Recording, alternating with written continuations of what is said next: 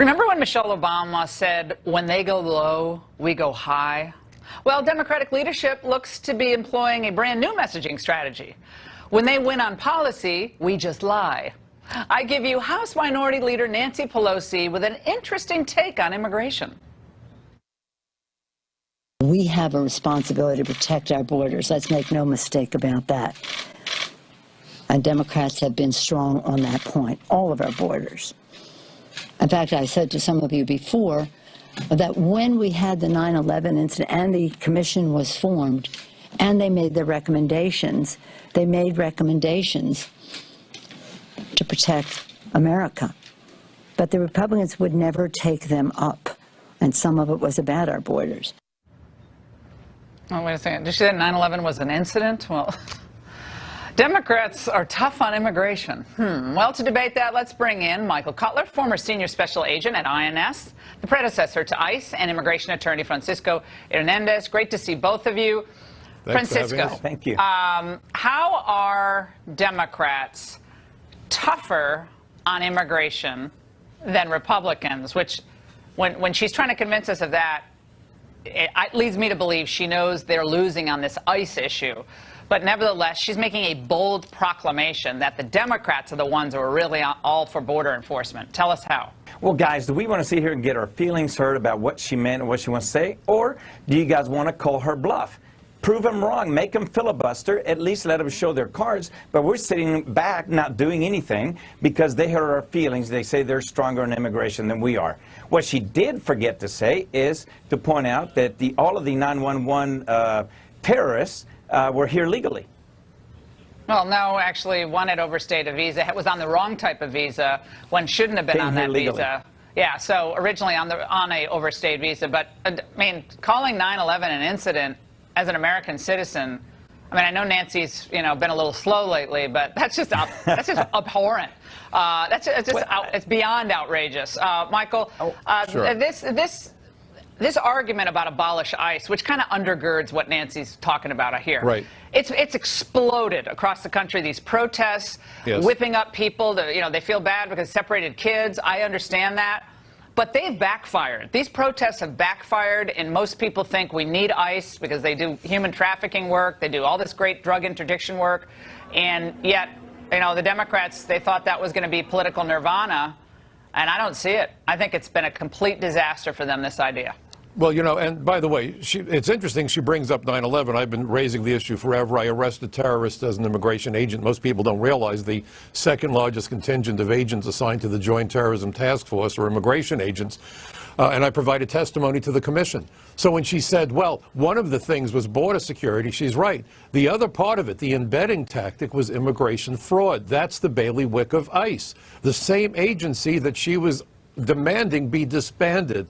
So how in the world can you be in two places at one time, except, of course, Washington?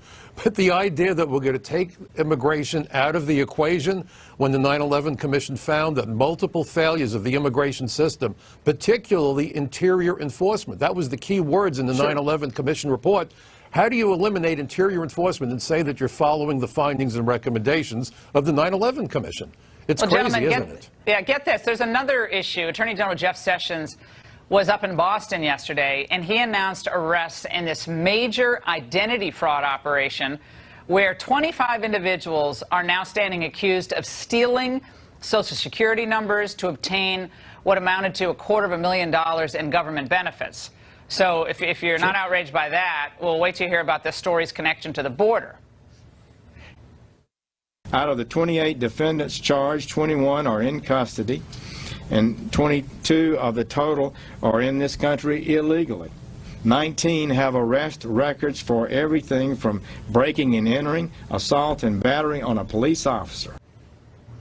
Well, Francisco, you got this deal with identity fraud, Social Security fraud, collecting benefits. And you and I have been collecting benefits, about this for years. And Sessions says, look, this is just the tip of the iceberg. There's $250,000 just in Boston, tip of the iceberg. Yes.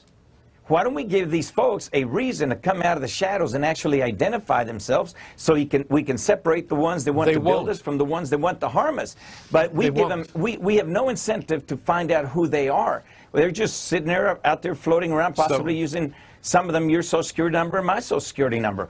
But ICE can only do what Congress tells it to do. ICE is dependent on the INA law. Congress is sitting there blaming now ICE. Both parties are blaming ICE and DHS for their failure to act for the last 18 to 20 years on immigration reform. We're not failing to act, Francisco. Be very clear about this. Sessions is not failing to act. I interviewed Andrew Lelling, the U.S. Attorney in Boston, today on the radio. No, the Congress. And Congress. Yeah, well, there is great enforcement going on, and Michael, you can speak to this. Congress isn't enforcing either. Wait a minute, They're matching Francisco. up Medicaid applications to the Social Security numbers, and they're finding out there is rampant fraud. And it's not just people who committed violent crimes. There is food stamp Medicaid fraud across this country by people who came into this country illegally. It happens every single day. Here's the point. It's a rip-off to the American public. Michael, go ahead. And citizens. Yeah, sure. Francisco, wait a second. Let's wait a moment. First of all, none of them came in legally. They all committed visa fraud, all of the 9/11 hijackers. They all lied to the inspectors at the airport. Wait a moment. But they came here legally. I'm still, you had your turn. This is my turn, okay? So the point is that the laws that are on the books are more than adequate to go after terrorists and criminals who defraud the immigration system. And the bad guys won't come out of the shadows if they know they're wanted. Yeah. So you're right. All you would be doing is legalizing illegal aliens and giving them opportunities to hide. Guys, we're going to be very few people are covering this type of fraud involved that intersects with illegal immigration, but we're going to be on this, and we're going to dig deeper into what's happening just in New England, and fentanyl is involved too, but we're going to stay on this issue. Thank you for joining us. And up next, it isn't just Twitter that's trying to snuff out conservative voices. Wait to hear about what Facebook tried to do regarding a candidate running for Congress in Florida. That and Peter Thiel's message for Silicon Valley next. Boy, has it been a rough week for Silicon Valley. Twitter in hot water for shadow banning conservatives, something they had to reluctantly admit. And today their stock is down over 20%. Facebook stock has cratered after they missed their earnings estimates for the first time in 3 years. And to make matters worse, the social media giant is now accused of banning this ad from a Florida Republican because of the Second Amendment message. Watch. I'm Matt Caldwell. I like guns. I love the Second Amendment. And I support our president. That's why I'm endorsed by the NRA. I'm Matt Caldwell. And that's all there is to it. I like that ad. Here to respond is the candidate himself, State Rep Matt Caldwell, who's running as a candidate for the Commissioner of Agriculture. All right, Representative Caldwell, how did you find out this was, banned on Facebook? Yeah, absolutely, Laura. We have been obviously running statewide for over a year now and running multiple ads every single day, just run-of-the-mill stuff. Hey, like this, like that. We go and post this mom and apple pie pro-Second Amendment, pro-President Trump, pro-NRA endorsement ad, and it gets flagged immediately. And so we do what it tells you to. Hey, appeal it. Let us know why you don't think it should be flagged. And, of course, we wait and we wait and we wait. No response. Here we are 5 weeks out from our primary, 2 million voters in Florida we have to talk to, and we're losing time while they, I don't know, review it. It gets lost in the black hole. And so we called them out in the media, put out a press release and said that we'd been blocked from talking about this straightforward message that I've been sharing across the state for the last year and a half, and until we called them out for it, they didn't take any action. Of course, once we did that, the bad publicity, they called us up immediately, apologized, authorized it, but really it's just the precedent. You go look through Facebook's policies, and automatically anything that deals with guns or ammunition, it gets flagged. And, I'm running for office, so I've got a platform. They paid attention to me. But what about private citizens? The average person that's trying to use this platform to talk about the things they believe in, the things they want to share out with the public, and where do they fall? They don't have the same opportunity that you have, certainly, as you said, the platform. And it makes you wonder how often this happens in the course of a day. And there's a lot of stuff, on these social media platforms that most people find objectionable, but it doesn't get flagged. And whether it's nudity, semi-nudity, or violence from film clips, or So how do you start making that judgment? I mean, this is where I do kind of prefer the free market, unless it's someone being mutilated or, you know, or something that's really vile and incitement to violence. But thus far, there is no other problem with Facebook today, right? Well, no. So they're running our ads now and have told us we shouldn't have any more problems. But again, it just shows you where their mindset is at. You know, why are guns automatically? Why are they automatically flagged? But you've got things like abortion. You could run an abortion ad. That would be totally. Representative Caldwell, we're out of time, but we're going to keep an eye on this issue because I have a feeling this isn't the last time we're going to be dealing with this. We'll be right back. This day in history, impeachment proceedings began against Nixon in the House of Representatives. Isn't that wild to think of that? I was in summer camp. We had such a wild week of news. It was great to have you every step of the way. We covered the FISA warrants, Michael Cohen's wild claims, and we ended with phenomenal economic news for all Americans, more evidence of a robust economy under the guidance of President Trump. We are really blessed in this country. Enjoy your family, enjoy your weekend, fly your flag if you can. I'll see you right back here on Monday from New York.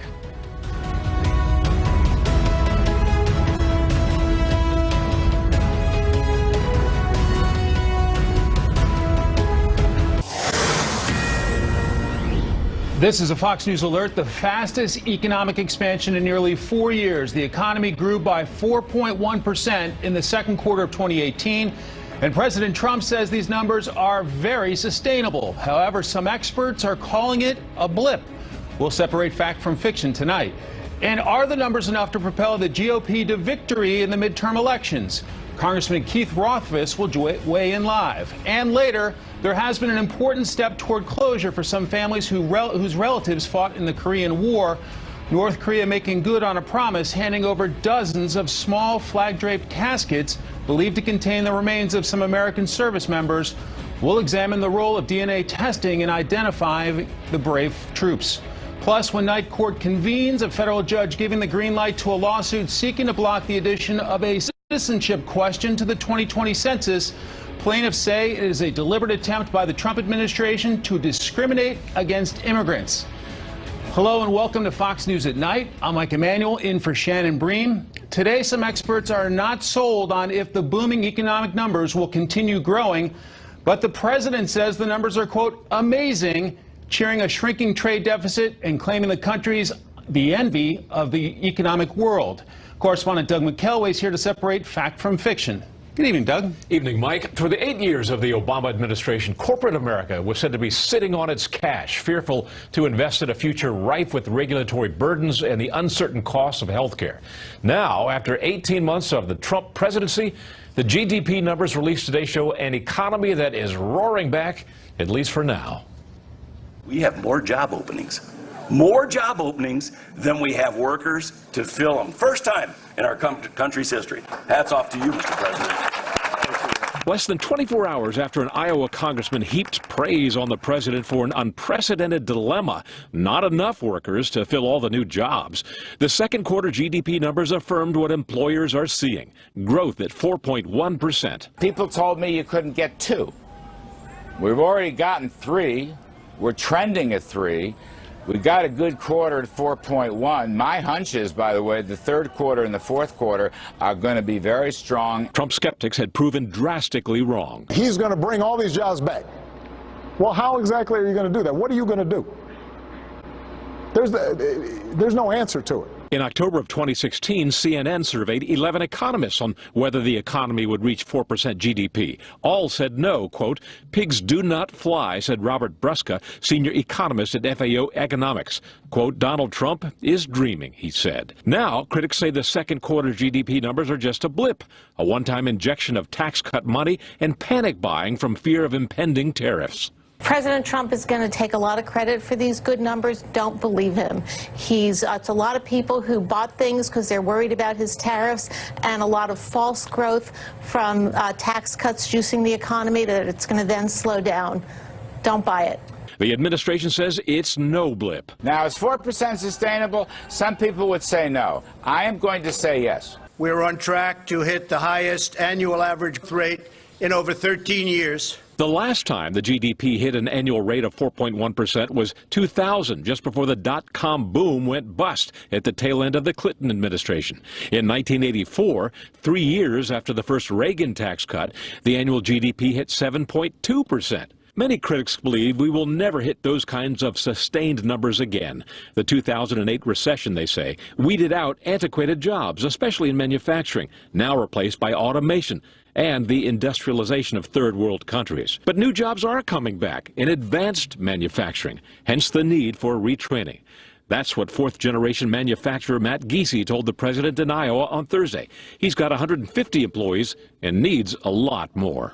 The jobs are out there. Everybody is seeing they're busier than, don't know what to do. We're so busy that we got guys on mandatory overtime, and they're great guys. I just want more of them. And I actually saw a guy while we were waiting. He had a sign that says always hiring, and I think that's a good sign. Whether those GDP numbers are sustainable may depend on whether employers like Mr. Giese there can fill those vacant jobs. One way they're trying to do that is by setting up expensive job retraining programs made possible in part by Mr. Trump's corporate tax cuts. Mike? Doug McKelway leading us off. Doug, many thanks. Is the Trump economic boom enough to doom the blue wave in the midterm elections this year? Let's ask Republican Congressman Keith Rothfuss of Pennsylvania. He sits on the House Financial Services Committee. Congressman, great to see you. Michael, good evening. GDP is kind of a wonky number. Will you be able to sell it to your constituents? If so, how? Understand that this is just one number. This is a very good number, but it's on top of many other good numbers that we've been seeing. You now have more job postings than job seekers. You have the lowest unemployment in a very long time, particularly when you're looking at minority unemployment. The numbers just keep getting better. When you look at the tax cuts and what they're doing, putting more money in people's pockets, making our companies more competitive in a global marketplace, having lower tax rates, for example, for American businesses than businesses in Mexico, than businesses in China. This is the place to do business. This has never been a better time to look for a job. These are great numbers that came out today, and when you couple it with the regulatory reform we've been doing, this has been building for the last year and a half since the new administration came in. When we ran on these policies in the 2016 election, and we can run on them again and continue this expansion, the voters will have a choice this November. Do you want more jobs and higher wages, or would you rather have more government and higher taxes, which is what the Democrats are selling? How much credit do you give to the tax cuts? You give significant credit to it, but really it's also the regulatory changes. You know, I remember reading a study last year that because of the overregulation in the financial sector alone, there are 650,000 fewer small businesses created over the last 8 years than otherwise could have been. That's 6.5 million jobs. The same economists talked about there being a two-speed economy. The big folks were the big businesses were just fine. It's those small to medium-sized businesses that struggled for years to get access to capital. They are now starting to get that capital. The tax cuts are helping them. They're looking to add workers. Your previous segment talked about people trying to find workers. I see that across western Pennsylvania. There are jobs out there. We have to get people trained. The career and technical education legislation that we passed this week, all very good to help this economy continue growing, to spread that prosperity. President Trump was eager to say today he doesn't think this is a one-shot deal. This isn't a one-time shot. I happen to think we're going to do extraordinarily well in our next report, next quarter. I think it's going to be outstanding. I won't go too strong because then if it's not quite as good, you'll not let me forget it. But I think the numbers are going to be outstanding. Is there a risk, Congressman, of drawing too much from this one impressive number? Well, that's why I don't draw it all from one impressive number, because as I said before, there are other numbers. You look at the unemployment rate, you look at the number of people that are looking, that are able to find jobs, the number of postings out there. This is all very good. Business optimism, consumer confidence that's out there. There are any number of pieces of data that are all pointing towards a strong economy, and I certainly see that when I'm talking with voters out here in western Pennsylvania. As we look ahead to midterm elections now, about 100 days away, how will people feel a strong GDP? I think that they're going to see more money in their pocket, understand where we've been the last 8 years with the, prior to this administration, the slowest economic recovery since the Great Depression that was out there. I remember on the Financial Services Committee having Chairwoman Yellen come in and talk about the persistent economic headwinds. Well, those headwinds are abated because of the regulatory reform that we've done, the tax reform that we've done. This is all very good news for the American small business community, the American consumer. How optimistic are you, Congressman, for your fellow Republicans heading into those midterms? I think when we're here on just beginning the August recess, we're going to be able to go and talk to our voters and see what's happening out there. And then we also want to be continuing to do things that the American people look us to do. We want to secure the border. We want to take care of the immigration. We had a very good bill a couple weeks ago. We came up short. We're going to continue to work on that. People want the border secured. We have drugs pouring across that border. We need to know who's coming into this country. The bill we had a couple weeks ago was a very strong bill, and I'm hoping that we can move forward on that. We got to continue the regulatory reform efforts because this is really helping the economy and the energy sector. This is all good news for the American people. And when the people have the choice in November, do you really want to go back to a more stagnant economy or a healthier economy? The hardworking taxpayers are going to say, we want a healthy economy, we want more jobs, we want higher wages, and we don't want to pay more taxes. That's the choice that Nancy Pelosi and the Democrats are offering right now because they want to cancel the tax cut, which means canceling things like opportunity zones. There's a great part of this tax bill that looks at communities across this country that have been starved of capital for decades, communities right here in western Pennsylvania with the Opportunity Zone program, drawing private sector capital into these communities. That's good news for those communities. So if you keep the GOP majority in November, where could this economy go potentially over the next 2 years? I think you look at the economy that we had in the 1980s, you look at the economy you had in the 1990s, sustained growth rates 3, 4, 5% in some quarters. You don't want to go backwards and continue to do what we did during the Obama administration, over-regulate this economy, having people in Washington, D.C. pick the winners and the winners and losers, have the people in Washington, D.C. micromanage this aspect of the economy or that aspect of the economy. Right. That's not the way the economy is supposed to work. You want to have a freer economy that leads to a healthier economy, more opportunity for people. The Democrats are having a problem right now. You have primaries, for example, in New York, where you have people calling themselves Democratic Socialists. You take a look at the socialist website, they say they want to transition to a socialist society where the means and resources of production are democratically and socially controlled. Well, that's a recipe for paralysis of an economy. So no, we want to continue to moving in the direction of a freer economy where there's going to be more opportunity for people. Congressman Keith Rothfuss of the great state of Pennsylvania, thanks for your time, sir. Thank you. There is growing concern tonight about China's long-term goals. American intelligence officials worry Beijing has its sights set on replacing the U.S. as the top economic and military superpower. Chief Intelligence Correspondent Catherine Herridge looks at the evidence. The President, again, would like to repeat that there was no collusion. While the news cycle remains fixated on Russian election meddling, in recent days the nation's top intelligence officials have warned China is rising at a national security conference. We have economic espionage investigations in every state, all 50 states, that trace back to China. But the long-term threat is clearly China. That's the strategic competitor that we look to because the economic power of that country, the size, its ambitions. During a Senate confirmation hearing. Consistent with the rest of the intelligence community right now, I believe China is one of our biggest focus areas. It certainly should be in terms of the threat now and a threat looking into the future. Experts describe the Chinese government's strategy as ambitious and designed to dominate robotics and artificial intelligence by acquiring or stealing American secrets. This nondescript high-rise in suburban Shanghai houses Unit 61398. The Chinese military unit is blamed for some of the most aggressive and organized cyber attacks.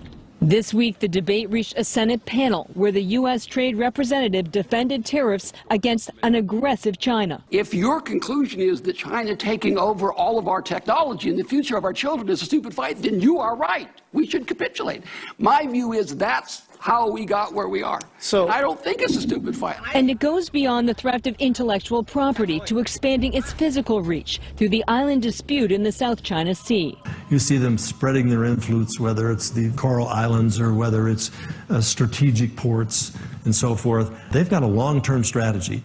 The Director of National Intelligence who oversees the 16 agencies emphasized that the U.S. must decide whether China is a true adversary or a legitimate near-peer competitor, adding in the short term Beijing must understand that the U.S. will no longer tolerate theft of American secrets. Mike. Catherine Herridge, thanks very much.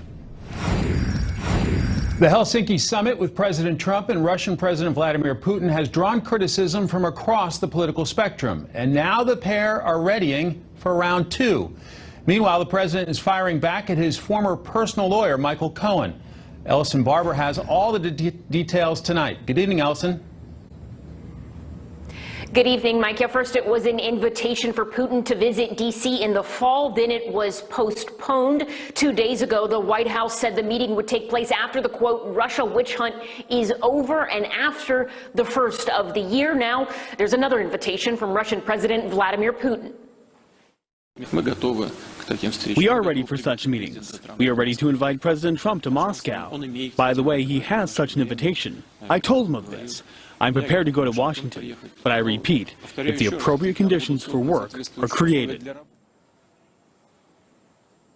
It's unclear what those conditions are, but the White House seems to like the idea. In a statement, Press Secretary Sarah Sanders said President Trump looks forward to having President Putin in Washington and that Trump is open to visiting Moscow upon receiving a reciprocal formal invitation.